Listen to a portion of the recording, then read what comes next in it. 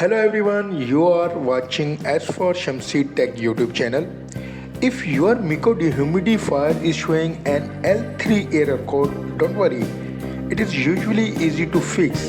In this video, I will show you how to reset your Meaco Dehumidifier step by step. First, turn off your dehumidifier using the power button.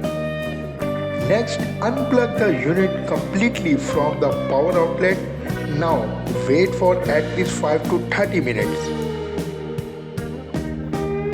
This allows the system to fully reset and clear temporary errors.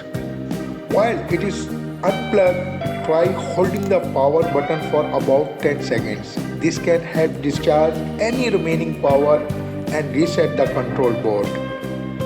After waiting, plug the unit back in and turn it on. Check if the L3 error code is gone.